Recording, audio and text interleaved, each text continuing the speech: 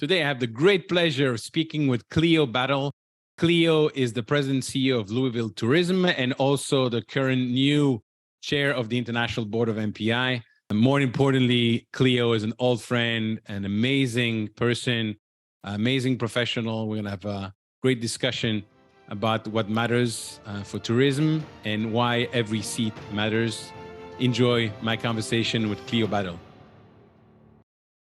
Hello and welcome to a new episode of the Business of Meeting podcast. Today, I have the great pleasure of speaking with an old friend, Cleo. Cleo Battle is the president and CEO of Louisville Tourism, an amazing person in our industry.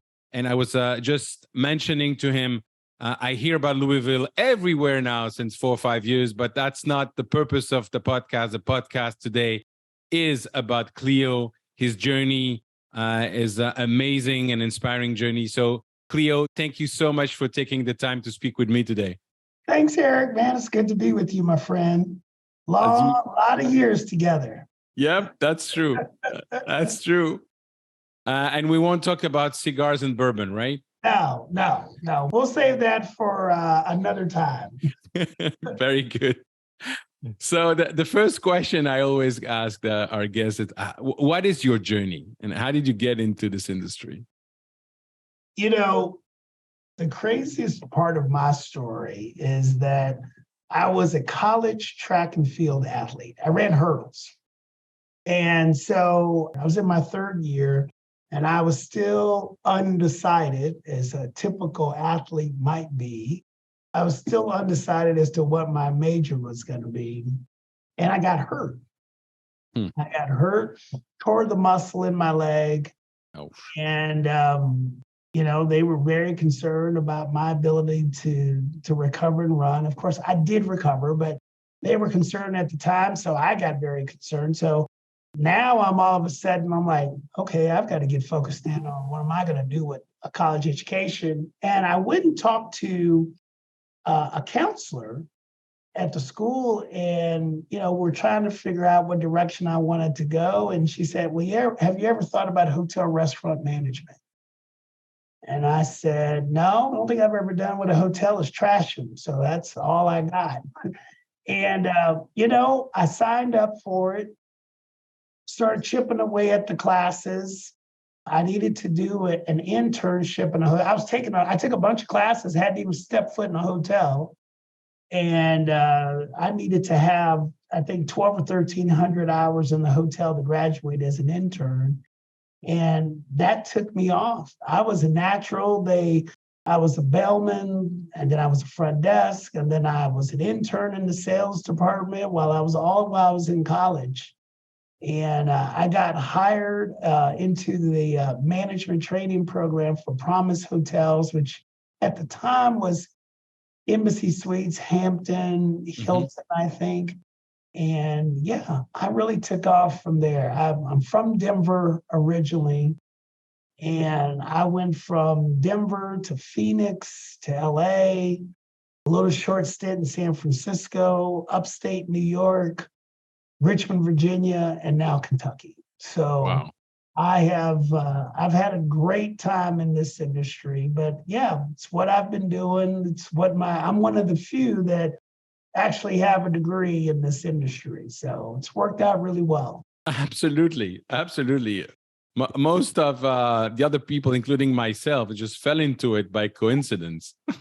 Well, had I not gotten hurt running hurdles, maybe I would not have fallen into it. But listen, it's been a blessing. I've had a fantastic career. I've made a lot of friends. I have absolutely enjoyed this industry. All the ups and downs that I have seen, from 9/11 to the financial crisis to the pandemic. I've learned something. I've grown. So it's been a great industry. When I'm listening to you and about athletes, it's for me like whether it's the athletes or the artist, you practice, you give everything. And when I say you practice more than anybody else. It's hours and hours and hours. And then something in life can happen, and suddenly the whole thing change. In your case, you torn muscle. Somebody's playing piano can get into an accident and maybe lose a finger and it's over. There's so many instances where you're just focusing on something and then life is shooting at you and okay, you have to find something else. What in your training as an athlete and your experience as an athlete are you using or have you been using in your career that you would advise anyone listening to do? Yeah, it's funny. I've said for a few years now, the title of my book of life will be Learning to Love the Hurdles. Because I ran hurdles. So learning to love the hurdles.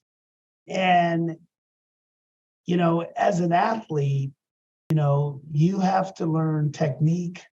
You have to learn speed. You have to train, as you said. And, when you're running hurdles, I had plenty of times where I fell between hurdles. And you had to learn how to have better technique, how to be better at that.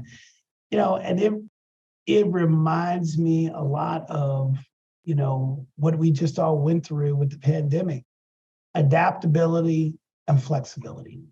How do you adapt? How do you grow? How do you become more flexible? You can't have, when you're an athlete, you can't have a locked in mindset. I mean, you have got to continue to grow.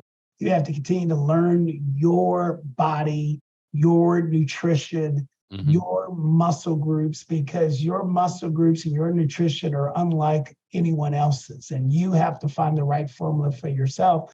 And it's very similar to business. I'm in Louisville, Kentucky. While what I do is similar to Baltimore or to Austin, Texas, or to Dallas, it's not the same. And I have to do how we're going to be successful in Louisville. You learn the general skills of the industry, and then you adapt and you become flexible, and you learn, how to apply that to what you're doing in Louisville. But yeah, being an athlete to me, is always about working hard for something that you think is important. People used to say, I can't believe you run hurdles. Like, it was just the craziest thing for people.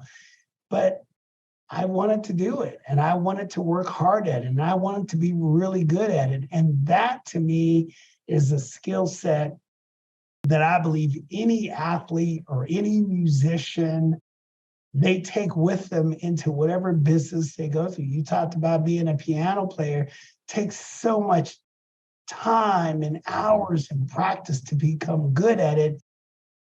You have that skill set on you, inside you. It just doesn't go away when you go to work or when you deal with your family.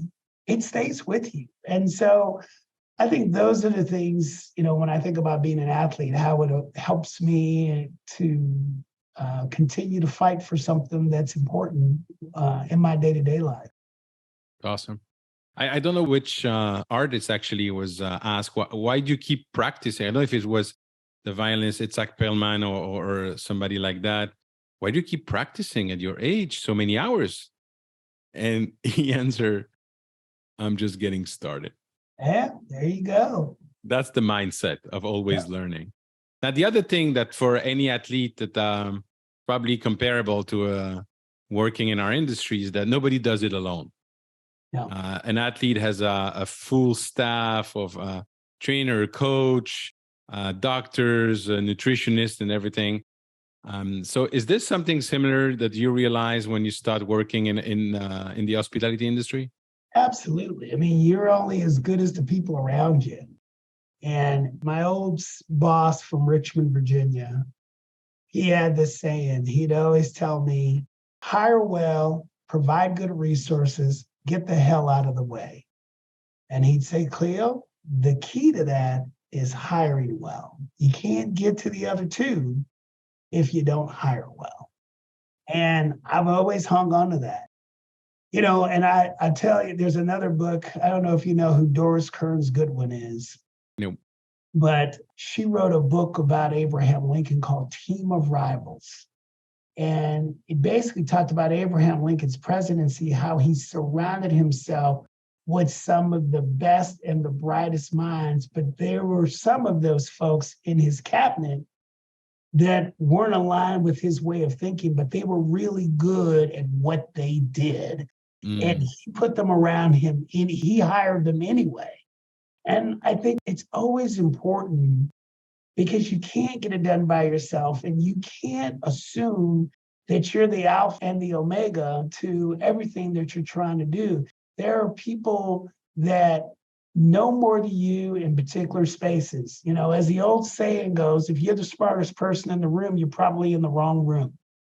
And so, yeah, I've tried to surround myself in every position I have with talent, people who know their skill set, so much so that, as my old boss said, provide the resources and get the hell out of the way and let them do what they do well. And so you don't do it by yourself. I don't know anyone that is successful in this industry who's done it alone. You know, I love when folks come up to me and say, man, Cleo, you got a fantastic team at Louisville Tourism. Thank you.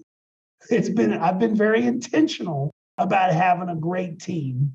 And so, yeah, it's, as you said about an athlete, you know, you need a team, you need other folks to push you, and you need people to question you. You know, whatever experience I have, I may feel like this is the right thing to do.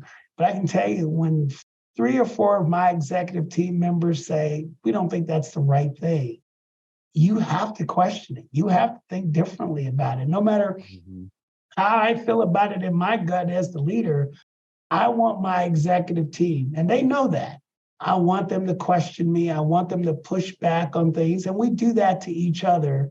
And hopefully, you know, the 6, 7 of us sitting around that table will come out with some great ideas once we've pushed back against each other. But definitely got to have a strong team.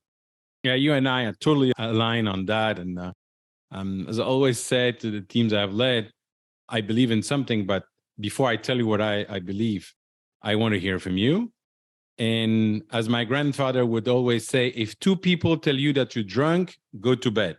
If they start saying 3, 4 people the same thing, you know what? Maybe there's something there to analyze. So when you have surrounded yourself with people like that are able to tell you what they think, which it's extremely precious. By the way, everybody talk about safe space. To me, that's BS. It's safe people that create the environment in Trust. which exactly. It's not a safe space. It's a space where you can trust. Yes. You can be honest with people. You know, if there's anything, and I know our society is a society today where everyone feels like they've got to agree with everyone. It's like, I don't want that. I can disagree with you. I hope I can disagree with you and you can disagree with me and I can still go out and have a beer with you. Yeah. No, and you've got to have that kind of trust. I don't know about a safe space, but a space where people can be honest about what they think and know that, well, ultimately I may make a decision otherwise, but I respect your opinion on this, you know, or vice versa. But yeah, absolutely. Yeah, it can be that. It's not so much with my executive team, but people have a hard time disagreeing. Constructive criticism is almost something you're going to read in the history books someday. It's like no one wants to be constructive with their criticism any longer. And I don't know what that is. I don't know why we've become so sensitive that if someone disagrees with you, everyone shrivels up and says, oh my God, I can't believe you said that. It's professional, it's business, it's not personal. Yeah, I fully agree with you there as well. You know, it's interesting to me, when I was living in Belgium, a friend of mine was extremely high ranked into the Socialist Party. And you know, and all my friends know what I think about the Socialist Party in Belgium. Okay, I'm not going to go there. But the point I wanted to make is him and I would have dinner Once or twice a year, just one-on-one. Cleo, you would have passed by our table at that moment. You would have thought we were going to kill each other. I was calling him name. You're just a bunch of, you're destroying this country. And then we had dinner. And to your point, I think it's important. I actually love to be around with people that don't think the same way. That's right. That it can express. That's also where you get the best ideas, by the way, and where you can start thinking about your own self and the ideas. Now, being in the situation that we are now, as you described, which I don't know how we get there, but I know that we have to get out of there for sure. Do you see any difference, or what would you do to create such an environment where it's okay to disagree before COVID and today, where a lot of the things are happening online and people are not necessarily in the office 5 days a week anymore? How do you manage to create such an environment? Yeah, I certainly don't think we're perfect around here, but the one thing that I tell my team is that every seat matters. I say that almost every staff meeting, every seat matters. I like that. I want you to understand that if you're an administrative assistant or the director of sales or a marketing manager, your seat matters in this organization. So I start with that. And then I try to enable folks. When we have some subject matter going on, I try to invite voices to say, hey, look, and I will start with, talking to my administrative assistant or marketing manager. I'll say, listen, here's what I'm thinking about this. What are your thoughts? And you hope that setting the table gives people an opportunity to say how they feel, to say what their opinion is. So like you said, we may disagree, but between disagreeing, we may find even a better idea. But I do try to help individuals in this organization to understand that their seat matters, their voice matters, the work you do matters to what we're trying to get done here. And so I try to start there and then set a table where folks feel like they can come in and say, be honest with me. I tell you what, my door's rarely ever shut, but it's shut when I'm on something like this. But I can tell you there's a lot of folks that lightly knock on my door, poke their head and say, Cleo, you got a minute? And while sometimes I don't have that minute, it's important to hear people.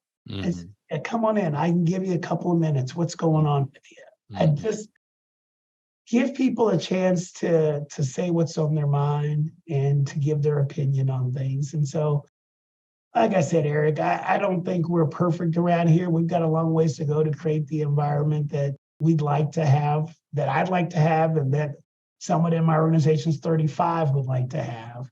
But, we're trying. We are awesome. trying. Now, you became, was it like 2 years ago, President CEO of Louisville? July 21. July 21.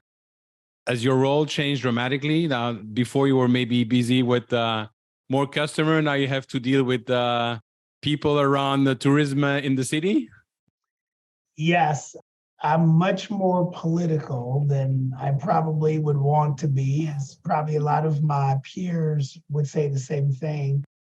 Legislators, just got a new mayor. I just had a meeting with the governor just on Saturday. And so, yes, it's a lot more of that than there are talking about customers day in and day out. But I keep myself pretty involved with what we have going on around here so that I don't get too far away.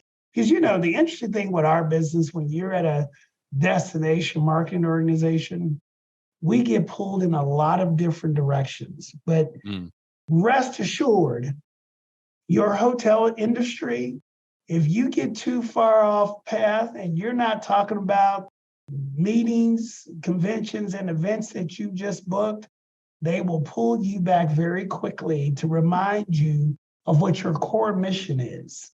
And it's important that we never forget, despite all the other things we do in a community, and certainly organizations like ours, tourism agencies for destinations, are being asked to lean a lot more into community, be a part of product development. And those things are all important. But we better never forget our core mission of bringing visitors to the community. That's what our jobs are. And so, yes, while there's a lot of legislative stuff in my calendar these days, I was at PCMA. I was talking to customers. I mean, you got to stay true to core. Absolutely. And my team needs to see that from me as well, that we're not too off path doing things that aren't about rate, states, and space. Yeah, no, totally. And you had IAEE, I know, last year. We did, and we've gotten some really good feedback, and so matter of fact, we got good feedback from the folks at IAEE. You and I are certainly good friends with David Dubois. Yes. He had good things to say. And I've heard from some of my peers who said, man, you guys really knocked it out while we were in Louisville. So that always makes it special to hear from your peers, to hear from the organization that you guys did a great job. So yeah, now we got to book a little business from it. It's good to have great. It's good to have all the nice comments, and let's go book some business. Awesome. Yeah. And I know that you also, it's volunteering is very important for you, including our industry. So can you tell a little bit more about the role now that you're embracing? Yes. As of January 1, I'm the chair of the MPI and the International Board of Directors with the MPI. And, we talked a little bit before we got on, and I can just tell you, whether it's the MPI team, whether it's my team, the most important thing I've said to those folks is that we got to have a mindset of growth, not recovery. We have got to stop talking about recovery and let's talk about growth. Brilliant. We have a tremendous amount of work to do, not only for MPI, and that's who I represent, but also for the industry. I mean, we've got, DEI is a big part of what's going on in our industry now. Sustainability is important to our industry clients. Health and wellness are important to our industry clients. How do we deliver that? How do we make sure we're meeting our meeting professionals where they're at? And then you take those three things that are subject matter and you say, well, on top of that, we got the cost of doing business that we've got to all figure out today, because the cost of doing business has changed. Whether you're a destination or you're a hotel or you're a client, I think we all agree the cost of doing business has changed. And so, we've got some work to do on the brand of our industry. I don't think that's an MPI thing. I think that's an industry thing. After what we all went through with the pandemic, we need to put a little polish on our brand and help folks that are outside of our industry to see the value in what we do, why it's important, how we impact your life, even though you're not in our industry. So I'm looking forward to my year with MPI, and we'll see if we can continue to move this industry forward as it's heading in a good direction at the moment. Yeah, and I'm sure that with you as a leader, I love what you say about we need to focus on growth and not recovery. This is so true. The other thing I'd like to have your opinion on, I think it was by 2027, I read that the statistics said the majority of the workforce in the US will be freelancers. So how does that apply to our industry? And what would be your recommendation to people starting in our industry or thinking about starting their own business? Yeah. Eric, I don't know the answer to that, but I'll tell you what I do know. What I do know is that hotels, convention centers, museums and attractions, airports, and restaurants cannot work from home. And so we will need to find that balance in our industry as to, how will we do that? I don't think you nor I want a fully automated hotel. We never talk to anyone. Everything is a computer. My food comes through a computer. I don't think that's not the experience we want when we go to a hotel. It's not the experience you want when you go to a convention center. And that goes back to what I was saying a moment ago about our brand. We've got to invest more in our brand and why it's important and why it's exciting to be in our industry, because our folks can't work from home. And so while I'm sure there will be freelancers, I'm sure today's Tuesday in our office. And so Tuesdays and Fridays at Louisville Tourism are work from home days, if it's an option, if that's what you want to do.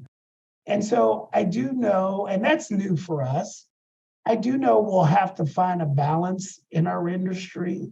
But the thought that you're just going to have everyone work from home in this industry, it's not even possible.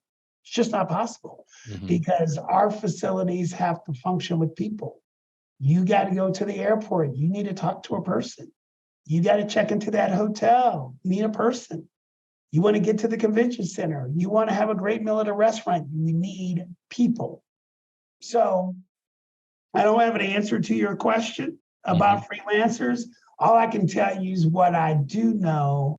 And again, I think smart people like yourself and other leaders in this industry, we're going to have to figure out what the balance is as we get to 2027 and figure out how to continue to be effective in our industry.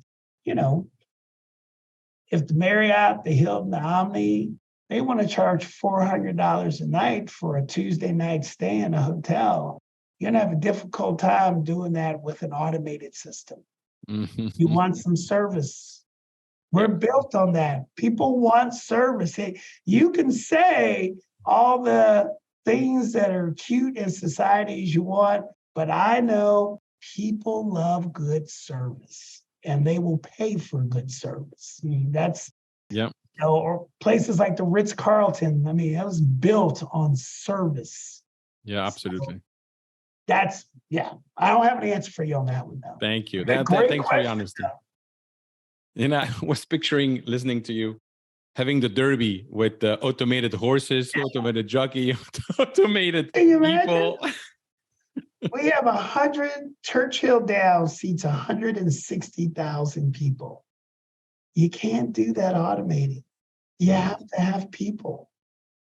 And so, I don't know what the answer is, but the one thing I do know, we've got to fix our brand. We've got to become, when you and I were kids, I mean, people had a pride in working at a hotel and the positions they worked at a hotel and what they did for people. And somehow or another, somewhere in our society, saying yes, sir, no, ma'am, how may I help you has become something that is demeaning. And why should I have to say that? We should just be equals. And we've got to find our way through that. And I don't have the answers for it, but we've got to find our way through that where there's a pride in working in our industry again for all of us. Listen, the first job I had was a bellman.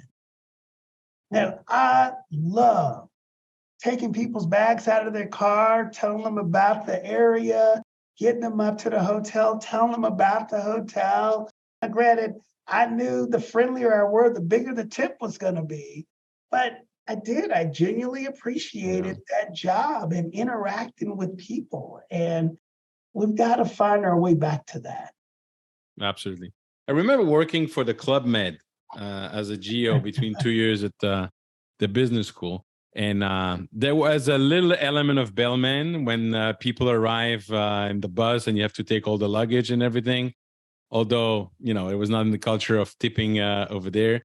But I worked there for summer and there was not one day of holidays per week, 0.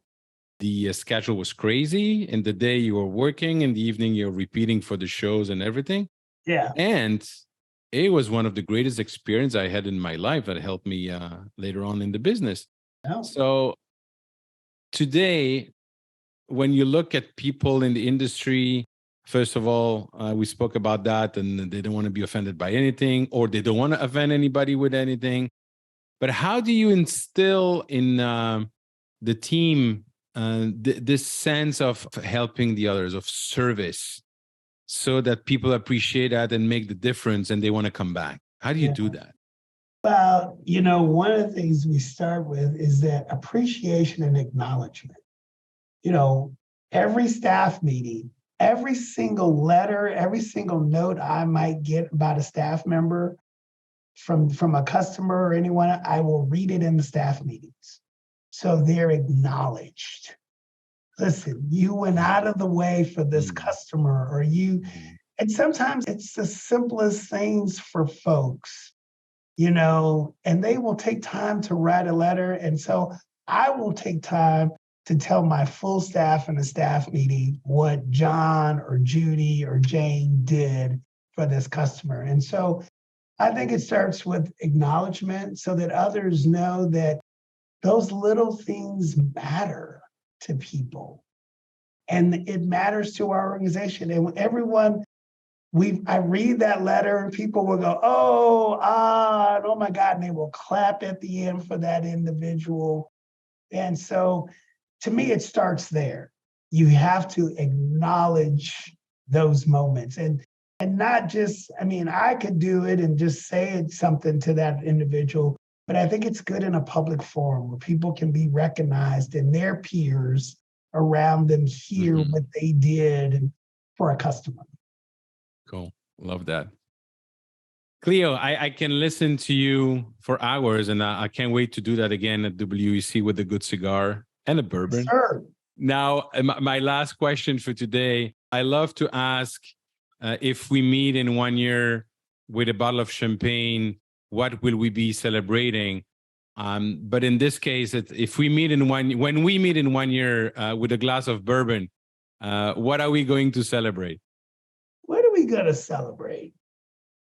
Well, I think for me, it will be the celebration of really bringing our community together more here. We're working hard I'll give you an example, Eric. We are Louisville Tourism. There's a lot of art that's painted on murals around the city.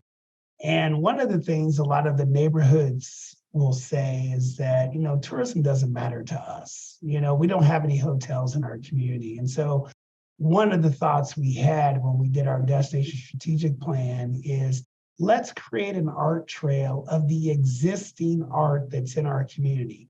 And so one of the things we want to do is tell the story of the art, the artist, and why is it in that neighborhood?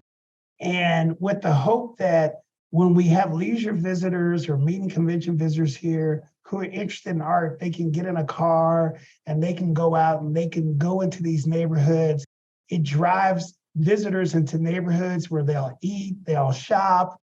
And so when I think about having a bourbon with you in a year, my goal here is always to raise the elevation of tourism. It's like what I was talking about, our brand nationally. I've got to do the same thing locally. I want to help our community to be able to understand why tourism matters. We have a program called Leave a Legacy. So let's say WEC is coming here in 2024. When WEC comes here, we have organizations that we go to all the meetings, conventions we host, and we ask them, would you mind writing a check or put a donation box for an organization locally that ties into your community? And we want to be able to go and stand in front of that local organization with our tourism meeting convention and hold a big check so that people know why tourism matters, how tourism can affect your communities. So that's what I hope to toast when I see you over bourbon, is that we've raised the elevation we've raised the attention of tourism in our community so that people know how important it is to our community, what the impact it can have in our community. Cleo, thank you so much. I have no doubt you're going to achieve that. I have no doubt there's going to be an amazing year as well for MPI, thanks to your leadership. Thank you very much for taking the time, and I look forward to seeing you in person soon. Absolutely. Thanks, Eric. I'm honored that you asked me to be on your show. All my best in 2023. Cleo, thank you so much for taking the time to speak with me today. Truly enjoy our conversation. I know that Louisville and MPI are in good hands. Ladies and gentlemen, if you want to connect with me, please go on LinkedIn or join my Facebook group, www.eventbusinessformula.com/group. And if you enjoyed this conversation, please share it with your network. Thank you. Bye-bye.